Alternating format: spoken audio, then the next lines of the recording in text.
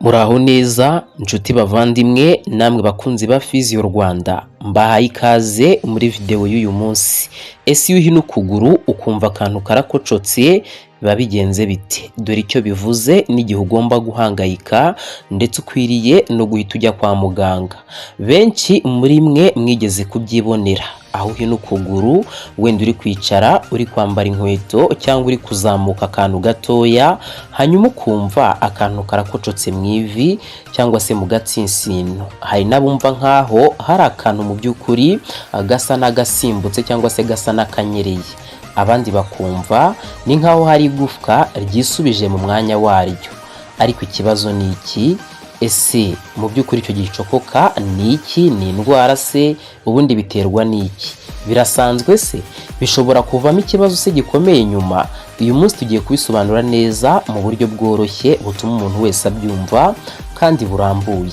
Icyo nkwibutsa cyo, iyi ni video y'ubumenyi rusange ikugeraho kuri Physio Rwanda, aho tuba tukwigisha byinshi bitandukanye bigendanye n'ubuzima dukurikije ibyo ubushakashatsi bwagiye bugaragaza.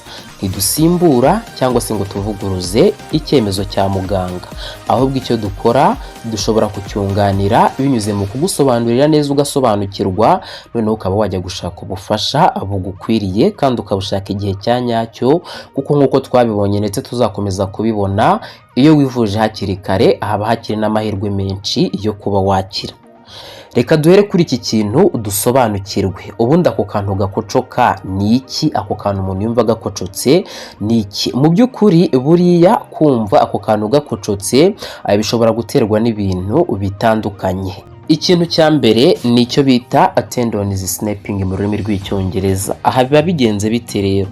Ni ukuvuga ngo hari imikaya akenshi uba usanga ifata nyine by'umwihariko ku magufwa ikoresheje utwo duce bita tendons. Noneho utwo duce twitwa tendons cyangwa se tuba tumeze nk'imitsi ukuntu, iyo kabaye nk'akicuma gato cyane cyangwa se kakaba nk'akaba disturbed, kakaba gasa n'akabangamiwemo gato, cyangwa se ugasanga hari uburyo kigakururutse rimwe, icyo gihe gatuma nyine wumva kwa gukocoka akenshi mu ivi no mu maguru. Hari igihe ugenda rwose ukumva ni ibintu bibaye.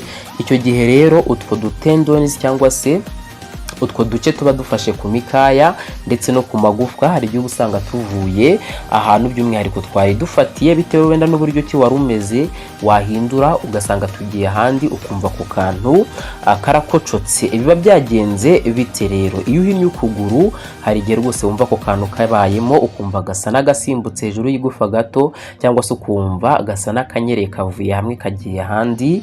Ibi ngibi ntabwo ari indwara kenshi ahantu bishobora kuba ikibazo cyane, keretse by'umwihariko iyo ari nk'ikibazo cy'imvune, ukaba mu by'ukuri wenda wavunika kakaba kacika. Icyo gihe ho biba ari ibintu biri grave, wajya no guhita wivuza. Ikindi kintu cya kabiri ni igihe bishobora guterwa n'umwuka uri mu ngingo cyangwa se ibyo nakwita gas bubbles. Burya mu ngingo zacu haba harimo amazi yihariye afasha kugabanya amagufa abiri kuba yakoranaho cyangwa se icyo bita friction. Iyo uhinnye ukuguru by'umwihariko hashobora kuremwa umwuka muto cyangwa se icyo nakwita gas bubble, ugahita usohoka ukumva po cyangwa ukumva coach ni nko kumena by'umwihariko intoki. Aka ngaka ko karaza ukumva nyine karakocotse cyangwa ukumva kavuze nka pop, nyine ukumva ni akantu gasa nyine n'akavuzemo, ukaba wagira ngo mu by'ukuri harimo ibindi bintu nyine bikocotse. Urumva ibyo gihe biba byatewe n'uyu mwuka uri mu ngingo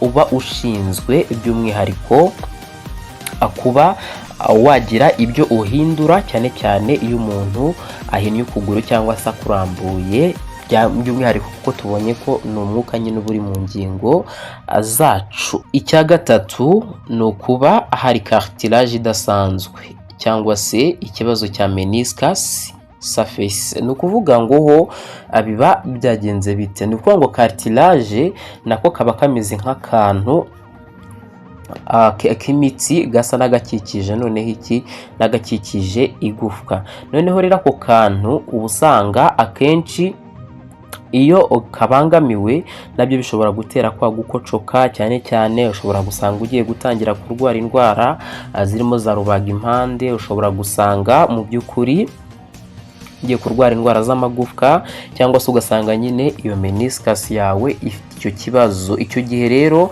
gukocoka bishobora kujyana n'ububabare, ari nayo mpamvu ndi buze kukubwira igihe ukwiriye guhita ujya kureba muganga. Ni ryari rero gukocoka umuntu ashobora kumva ari ibintu bisanzwe? Biba kenshi ibintu bisanzwe iyo utari kubabara, iyo nta kubyimba bizamo, iyo mu by'ukuri bidafata cyangwa se ngo wumve bimaze umwanya, cyangwa ngo ugende ubone niba wenda wari uhinnye usange nyine ukuguru ntabwo kongeye kurambuka, nyine usange birikomeje, cyangwa se iyo nta guhindura imbaraga z'ukuguru, kuko hari ababigira ugasanga ukuguru gutakaje imbaraga. Iyo rero ukuguru kudatakaje imbaraga nta kibazo akenshi kiba kirimo. Iyo ari uko bimeze nta kibazo gikomeye rwose kiba gihari. Ni ryari rero biba ikibazo gikomeye cyane? Ugomba kwitonda cyane niba gakocoka ariko ukumva hari n'ububabare bukomeye, cyangwa se ukabona ivi rirabyimba, ukabona ukuguru kwawe kwanga kugororoka neza, ukumva mu by'ukuri ni nkaho hari ikintu gifashe imbere mu ivi, cyangwa se ugasanga ukuguru kwawe kuracika intege. Ibi bishobora kugaragaza cyane ikibazo cya meniscus tear, ni ikibazo cyo mu ivi. Bishobora kugaragaza cyane ligament injury, nacyo ni ikibazo cyo mu ivi, cyangwa se no ku bice bikikije ivi. Nanone bishobora kugaragaza cartilage damage, nacyo ni ikibazo kibera mu ivi.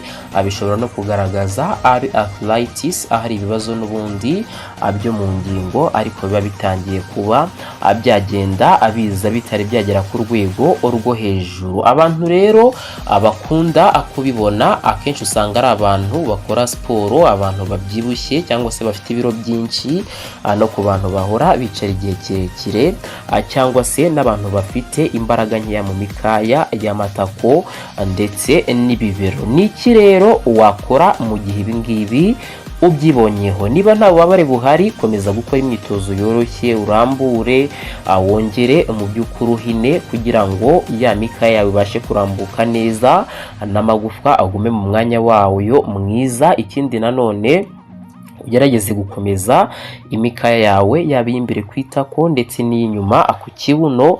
Wirinde no kwicara kandi igihe kirekire, wirinde no kuba wakomeza kongera ibiro byawe. Ugerageze nibura ibyo ufite ubashe kuba wabikoresha kugira ngo bitabasha kuba byaguteza ubwo bubabare bw'ivi, cyangwa se ngo bibe byakwangiza n'ingingo muri ubwo buryo.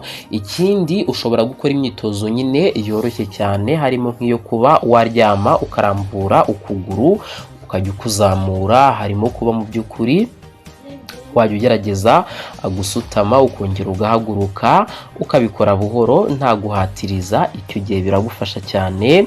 Ibimenyetso rero byihutirwa ugomba kwitondera ndetse ugahita ujya kwa muganga niba unabifite.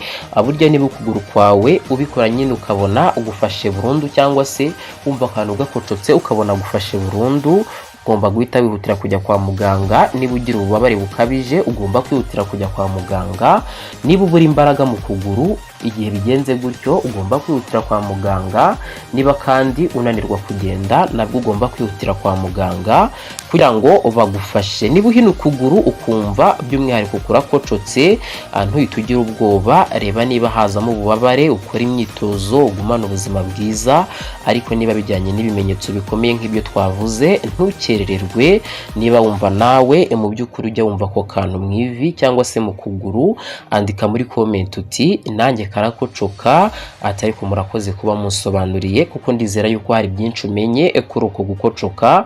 Tuzakomeza kubafasha gusobanukirwa umubiri wanyu neza, kugira ngo dukomeze gushishikariza abantu kujya kwivuza hakiri kare, kuko byongera amahirwe yo gukira. Ikindi nuko twari twabonye ko nyine izi ndwara tuvugaho abantu benshi baba nta bumenyi bazifiteho, bikaba rero byaratumye tuvuga tuti reka tujye tuza tubafashe mumenye byinshi bitandukanye ku buzima binyuze mu bumenyi rusange dutanga. Noneho namwe mubashe kuba mwakoresha ubwo bumenyi rusange, mumenye uburyo mujya kwisuzumisha ndetse n'uburyo ki mujya kureba abaganga ab'umwuga. Reka mbashimire cyane kuba mwabanye nanjye, mukande like, mukande subscribe, mufungure n'inzogera, mwibuke no gusangiza abandi iyi video, by'umwihariko baba bafite ikibazo nk'iki ngiki, kugira ngo nabo ibashe kubafasha basobanukirwe icyo baba bakora ndetse babashe no gufatirana hakiri kare. Nge twongere duhurire mu zindi video gutegurira kandi nkakugezaho umunsi ku munsi hano kuri Physio Rwanda.